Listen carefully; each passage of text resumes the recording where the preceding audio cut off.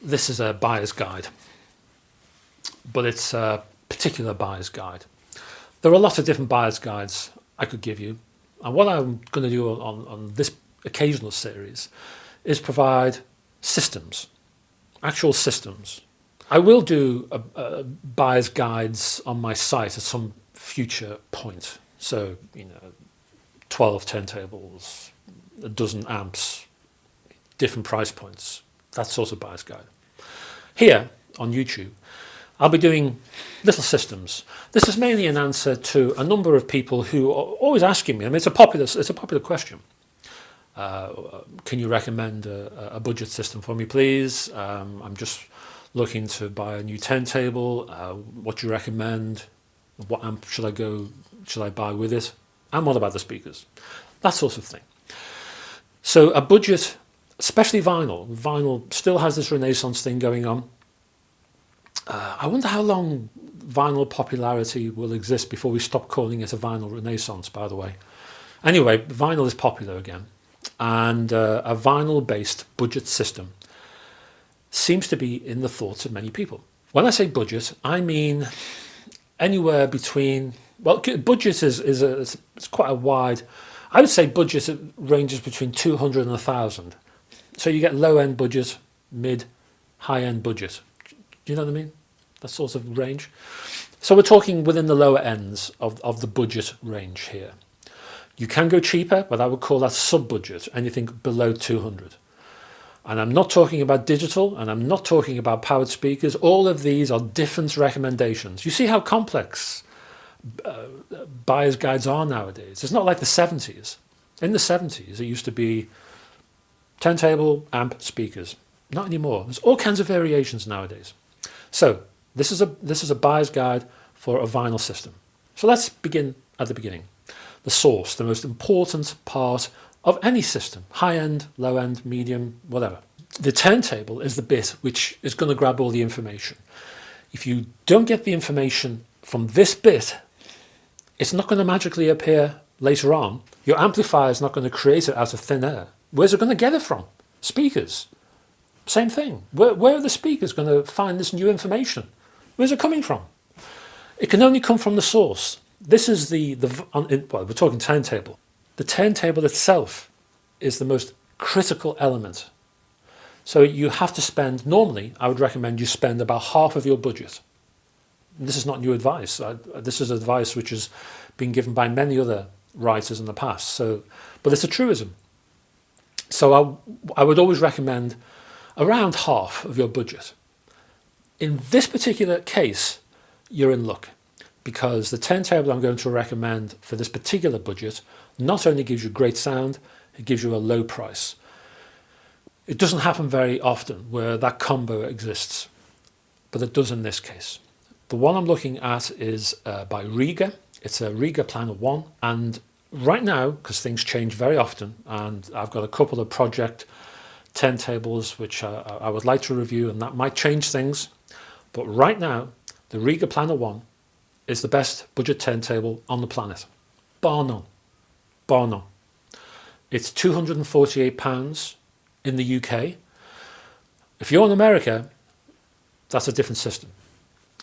If you're in America, you want to be looking at project, something along the lines of a debut, something along those sorts of areas, because with Riga, you're paying a lot of money in the US. So I'm really talking about the UK here and some European territories. So again, you see what I mean? It's a little bit more complex than you might think. But in the UK, 248 is what you'll spend. With that, you get the arm and the cartridge. It's all set up for you. Well, it isn't all set up for you, but the installation is very easy. The manual is a bit of paper which is stuck over the spindle and is resting on the platter. Well, the last time I looked, it was. And it's so simple. There's no anti-skate. There's a magnetic system within the turntable which looks after that. Perfect for beginners. Riga gets some criticism for having no anti-skate wheel, but that's normally from people who are more experienced or expect more from their turntables. The Riga Planner 1 is not really aimed at those people. The Riga Planner 1 tends to be in the possession of beginners, and the less hassle, the less scary a turntable is, the better. So Riga have this right. Why is the Riga Planner 1 so good? I thought about this, and it is good. I'm going to put a link underneath for you to read the full review on my site. But the plinth is just a piece of hard MDF, skinned in plastic. It's nothing special. The platter's fine, but nothing special. It's a sort of polymer plastic thing with a felt top, mat. Fine, but nothing wow. It's the arm. The tone arm on the Riga Planner 1 is the core of this turntable. And to be absolutely honest with you, it's the one thing that many turntable manufacturers miss. I'm talking about generally now. They don't see the arm as being important. There's only 3 companies I know. And if you're a member of another company and you are in the know, tell me, and I will add you to the list. But there's only 3 companies I know who pay enough attention to tone arms, whereby the tone arm is as important as the rest of the turntable. One is Riga, the other is the funk firm, Arthur Kubasarian down there, who is the guy behind the Pink Triangle turntables, and Origin Live. I have an Origin Live reference. The arm is a third of the price of the value of the turntable. The chassis and the arm and the cartridge each take a third of the whole price of the turntable. That's how it should be. And Riga has this philosophy, it gets this philosophy, and I'm in full support of this tone arm priority design. That's what makes the Planner 1 special, and that's why the majority of other budget turntables are so bad, or too compromised, or they're playing catch up. It's the arm. Riga has a great arm, the RB110.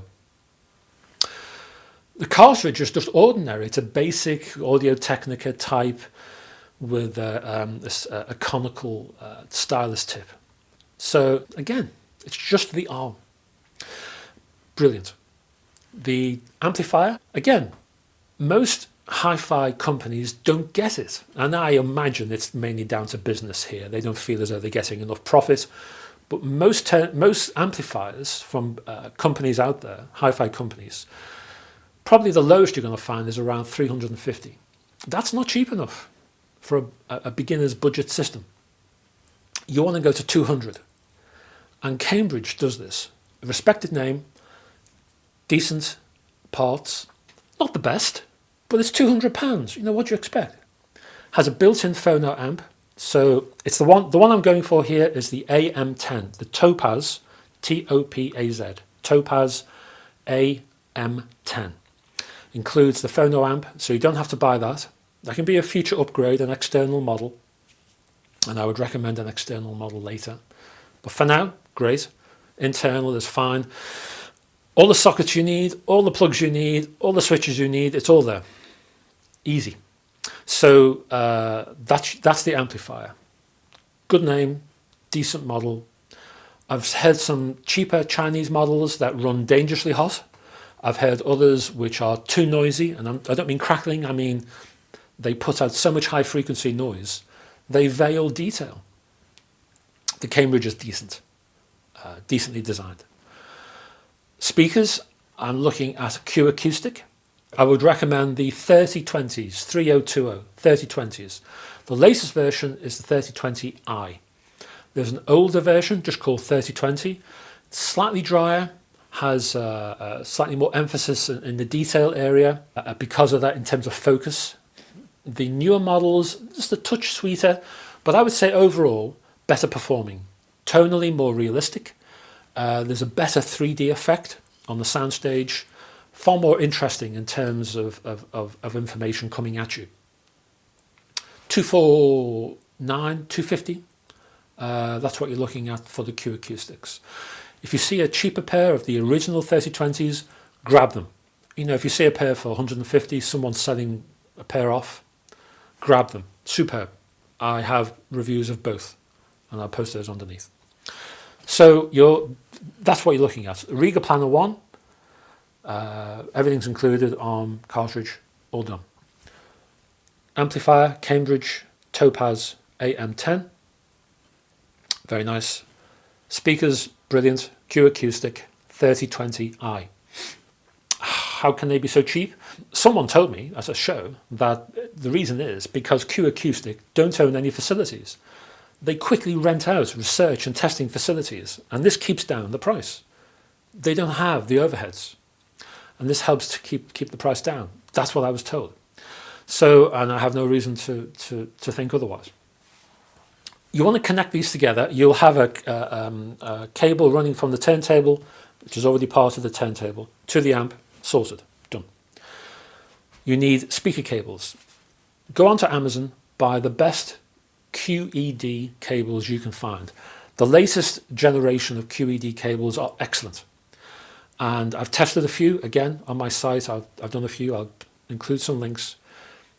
Just buy the best you can afford. It depends who's selling them. The deal might be a little bit different. I don't know, anywhere between 40 and 70. Depends on the cable, depends who's selling them. Get the best you can. Follow the price on this. The more you spend, the better will be the performance for these particular cables, okay? So that's your speaker cables from your amp to your speakers, okay? So that's it, all done. End of story. That's your budget system, and I will look at other types of systems and powered speakers, sub-budget, digital, mid-range, high-end. We'll do all that in the future. Okay. So for now, if you want to check out the links below, check out the reviews are on my site. Formal reviews, you know, the whole thing, proper sound tests, or the techie background, all that. It's all on there. So it's all down below. So check out those links. Comment if you'd like. Be polite, please. Keep it clean and no swearing, because this is a family channel. But you're welcome to comment. And until next time, I will see you soon.